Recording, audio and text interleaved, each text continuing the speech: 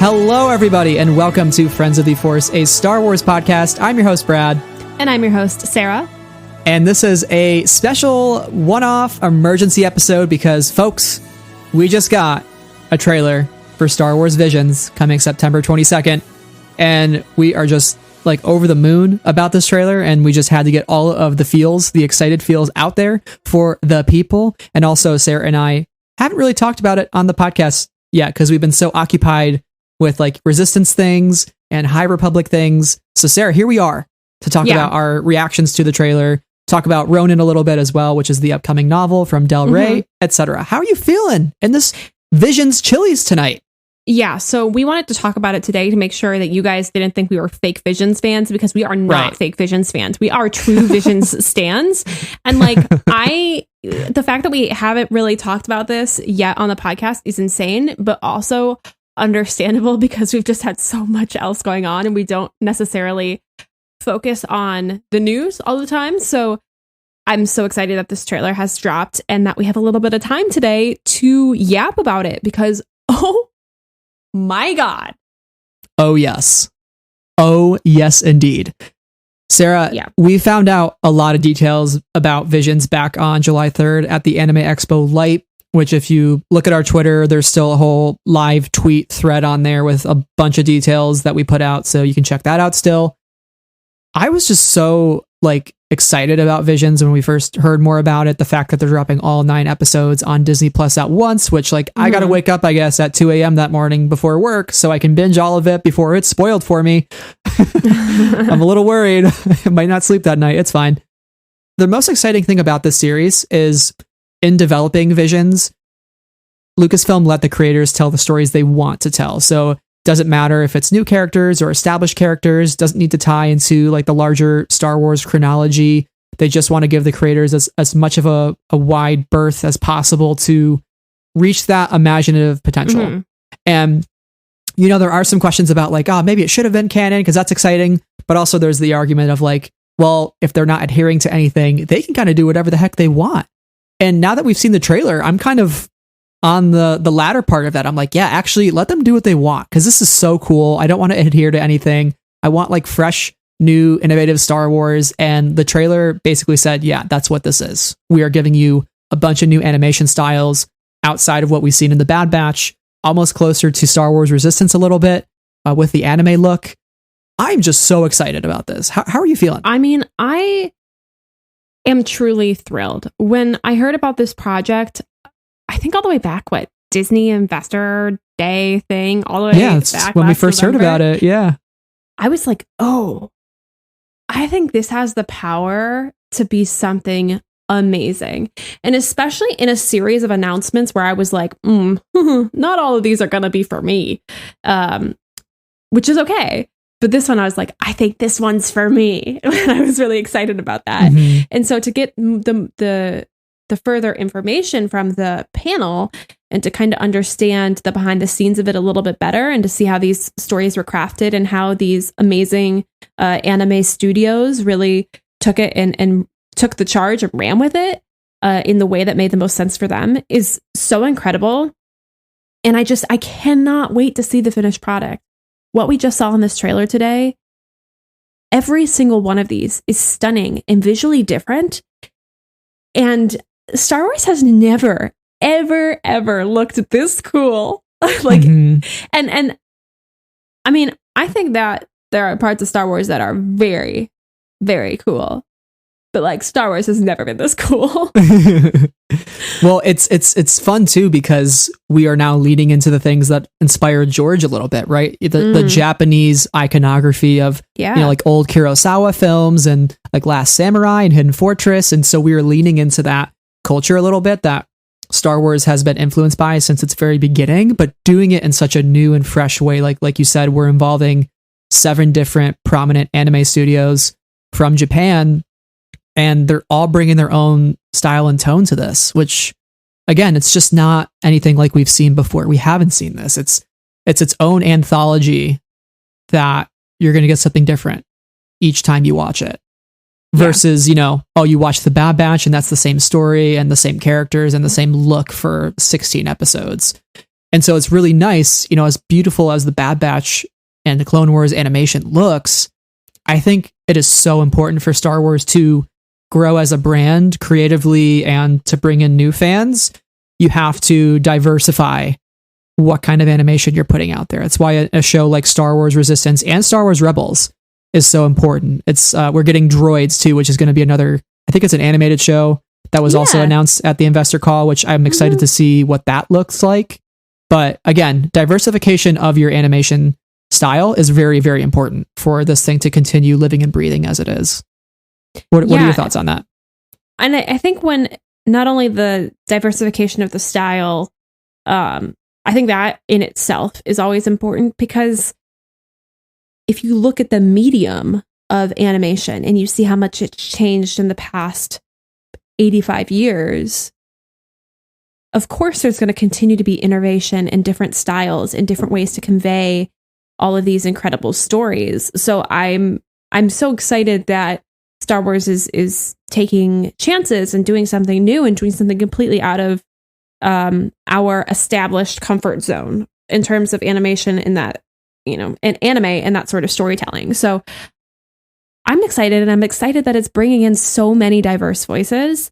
And also, we talk about in this fandom, people who enjoy behind the scenes content, enjoy the making of content, know about how the Kurosawa films and how Japanese culture has kind of influenced the original Star Wars films. But, we don't nearly give other cultures around the world as much credit as they deserve for their contributions to Star Wars. Because if you look at like Padme's costumes, for influence, a lot of those influences are essentially appropriated from other cultures, including Japanese and like ancient Japanese culture. So, it definitely deserves more conversation. And I'm excited that we're going to get to continue to talk about Japanese culture and storytelling through Visions. And as a, white Westerner in the US, I'm thrilled that I have this opportunity to learn from their style and learn from these creators and get to explore this more. So it's a win all the way around. And I hope that these diverse voices and this conversation continues through new projects as well. Yeah. And we're getting the entire original Japanese voice cast in addition to the English dub cast, which phenomenal. I mean, when I saw the list today, I was like, am I actually reading what I'm reading right now? Like, are these people involved with, and we'll talk about it in just a second, but I'm just so excited that I can watch Visions one way and then watch Visions an entirely different way and get a whole different experience. And like you and I watched both the Japanese sub trailer and the American English dub trailer, and you get a totally different vibe both different times. And that's like so exciting to think, okay, we can go back and re-experience and get, like you said, give credit where credit's due. And I'm just so excited that Visions is giving us that opportunity and the opportunity for those voice actors and actresses and those creators. And it's just this project, I'm so excited. And I hope it doesn't get overlooked, because it really should not get overlooked. And while we're talking about just how excited we are, not only are we getting the 9 shorts, we get a whole book. We get a whole book. Right. And I mean, listener, yes, how much we love books. You know how much we love a 35-page Google Doc about a book here on Friends of the Force. That is right. Yes. That cover for Ronin, the book. Whoosh. Sheesh. Stunning. Yeah. Like the most beautiful thing I've ever seen. And then in this trailer today, which I guess we'll talk about the details in literally just a second here, but we also get clips from there. And I'm like, oh my God, those moments in the trailer are my favorite moments. I can't believe we're so spoiled. In the year 2021, Star Wars Publishing, between Victory's Price, like hopefully the end of the Thrawn Ascendancy trilogy is going to be incredible, plus all of the amazing High Republic books we've been getting. What did we do to deserve to be this spoiled this year with Star Wars books and Ronin coming out in a couple months? Like, what did we do? Yeah. To get this lucky as Star Wars fans to have all of this amazing stuff in one calendar year. Mm-hmm. The author of Ronin, Emma Condon, had this to say about Visions. I love that Visions as a whole is a grand recursive experiment, a fairy tale of a fairy tale, a myth built upon modern mythology. That is just, when you phrase it that way, I mean, how could you not be excited about this? And anime is definitely an acquired taste. I don't watch a lot of anime myself, but I'm excited to explore that medium a little bit because I have watched other animes before, here and there.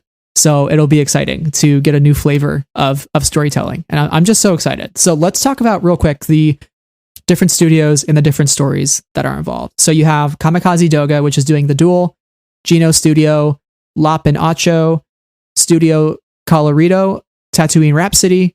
Trigger is doing 2. They're doing both The Twins and The Elder. Kinema Citrus is doing The Village Bride. Science Saru is doing Akakiri and TOB1. And then Production IG is doing The Ninth Jedi. These all sound great, Sarah. Based on what you see in the trailer, which of these are you most excited for? Which studio do you think is kind of bringing a really unique look to this show and this anthology? Like, what's really drawing your eye initially? Well, of course, the Ronin episode. Is that one The Duel? Yeah, it's The Duel, yeah. The fact that it's like black and white and a very like sketched look. Oh my God. I'm considering changing my background on my computer to that moment when he's holding like the lightsaber blade in place with the Force. And I'm like, this is so badass. Like, this is so cool. Oh, yeah. But I'm also very interested in Tatooine Rhapsody and the kind of panning shot we get into what's the racetrack called? Boonta Eve. Yeah, Boonta Eve. Oh my gosh. So that's also really striking to me. And also, I have no idea what episode this character comes from, but like the crazy old man character that we get in a couple different shots. I think it's the Elder from Trigger. Elder. You know what? That might make sense. But that one is also really standing out to me because he seems very interesting. Yes, I like him. For me, the Twins is the one that jumps out immediately because this is actually, I think this and the Elder are both set after the events of The Rise of Skywalker. Oh. Within this Visions universe. So it's like, I think it's set like 100 or so years after or something. It's far in the future. And it follows 2 siblings, a brother and a sister, who are on opposite sides of the Force. You know, one's dark side, one's light. And the brother tries to bring the girl over to the light side, which feels very, if I'm remembering my legends correctly, feels very like Jason Solo. I think he tries to rescue his sister or something like that. And Legends, please don't at me, Legends fans. I don't know Legends too well. I think that story has been done somewhat somewhere in Star Wars, so it's going to be exciting to see this. It has such a like bright, vibrant look to it, and you also get like, you know, the Star Destroyer still, and you get like the sister kind of looks like an Inquisitor, and the brother kind of looks like Han Solo a little bit with his outfit, and then the Stormtroopers and all of that jazz. So that looks really cool. Tatooine Rhapsody as well. The fact that we're getting Boba Fett, who is voiced, we found out, by Tamora Morrison in the English version, is so exciting because I've been saying for so long, why aren't we using Tamora in more things in animation? Because he is a voiceover actor. He played Moana's dad in Moana, and he sounded great doing it. So I would love to see him involved in more things, whether it be like, you know, the Bad Batch or etc. Those sorts of things. Like, get him in more Star Wars animation because his voice is amazing. It's so good. I had forgotten he voiced Moana's dad, though, because I remember that Christopher Jackson, you know, from Hamilton and In the Heights, sang his parts. But I forgot that Tamura was the one like voicing him throughout the movie. Wow. He sings. Tamura sings. But also, I'm very, very excited. I think it's 20B1, which follows a little cute little baby droid who's going to be Sarah new favorite character in Star Wars. Gives me some like Niku vibes a little bit. But oh my God. He is a young droid who follows a dream of being a Jedi. And we see him in the trailer wielding, we see him on both a speeder bike and using a lightsaber at some point, which was like really cool to see. So I'm very excited for my little baby that I will protect at all costs. So very excited about that. I just can't believe we're about to be given all of this beautiful work. Like, what Yeah. What? We're bouncing off the walls. But also, I'm looking at this panel, like, and all these things we learned, but all the shorts have original scores. And they say there's something extra special about the music for The Ninth Jedi. The score was recorded at Musa Kawasaki Symphony Hall. Incredible. Like, as a music person, this is just so freaking cool. It's just so cool. It makes me want to go back to the symphony and cry a lot, but like in a good way. In a good way. Like, Star Wars music is so special. So like, I cannot wait to hear what they are bringing to the table in terms of the music front too. Because also, like, the energy of this trailer was so good. Yeah. I'm really not over any of it. And it's been hours since I first watched it. Yeah, I just, I wish it was already September 22nd. But I mean, it's basically a month away at this point. So we don't have that much longer to wait. And we're definitely going to be covering it here. We don't know exactly how, but we will. So the voice cast was announced today. Let's talk a little bit about that because, again, I couldn't believe what I was reading. So we have amazing actors and actresses that you might recognize pretty easily. So again, Tamora Morrison, you have Lucy Liu, you have Joseph Gordon-Levitt, Bobby Moynihan, and Christopher Sean from Star Wars Resistance, Mark Thompson. Why haven't we used Mark Thompson yet in voiceover animation for Star Wars? I don't know, but congrats to Mark Thompson for making that leap. Neil Patrick Harris and Allison Brie are playing the twins in The Twins, which is crazy. But also, Shelby Young, she's done other things in Star Wars. She's awesome. She's so good. She was just in The Bad Batch. Yes. And she plays Princess Leia in Forces of Destiny, I believe. So. Oh my gosh. Yeah. She's very talented. Kamiko Glenn. I saw her in the original Broadway cast of Waitress. She's great. Simu Liu. Yeah. Shang-Chi himself. Yeah. I mean, man's busy. Amazing. Like, I'm just amazed. And though I don't know every single voice or every single name on this list, like, I know so many of them that makes it so exciting that I can't wait to learn more about the voice actors I don't know about. Jordan Fisher, who's amazing, but also just had a great like character appearance on High School Musical, the musical, the series that I honestly can't wait to see where he goes in that one. Henry Golding, George Takei, David Harbour, like from Stranger Things, David Harbour, like crazy stuff. Amazing. This cast is just really incredible. Oh, I have to say too, I cannot believe we skipped over him. Kyle Chandler. When Disney bought Star Wars and I was in college and I was watching Friday Night Lights for the first time, and I was like, oh my God, I'm falling in love with Kyle Chandler because he just has the dad look. He's Coach Eric Taylor, clear eyes, full heart, can't lose. I was like, I need Kyle Chandler in Star Wars somehow. I've been wanting this for at least 6 years. And when I saw his name on the list today, I was like, oh my God, my wish has been granted. I cannot believe I'm going to hear Kyle Chandler's voice in a Star Wars. I'm going to cry thinking about it because I'm like, he's just so great. He's got the best voice ever. And like Friday Night Lights, by the way, for everybody who hasn't watched that show, tangent here, please watch it. It's got Michael B. Jordan in it, like the Michael B. Jordan, like in his infancy. That was his first role. A great cast, phenomenal cast. Anyways, Kyle Chandler, I love him so much. He's the best. There's so much to love here. And like, I know it's not going to be for every single Star Wars fan out there, but like, also I'm wondering, how is it not for you? Because there's something to love for everybody here. I would hope. But like, my God, I cannot wait. Yeah. And I would say too, if you're kind of on the fence about it, give it a chance. It's going to be on Disney Plus. Support the creators. Again, this is a really awesome endeavor that is giving a lot more opportunity to new people to tell their version of Star Wars. And, I think we should support that as much as we can. But again, don't force yourself to watch it if you're not into it, but give it a chance. Have an open mind, see what it's about. And maybe you find something that's for you. Again, there's going to be 9 episodes. So maybe one of those speaks to you in some way. If you don't like anime, but you love Boba Fett, maybe Tatooine Rhapsody will be your shit. Maybe that's going to be your new favorite thing. So who knows? You never know what you'll find until you actually try it. Last thing here, Sarah, is Ronin. Did you want to talk a little bit about the plot of Ronin and like what we know so far and all that jazz?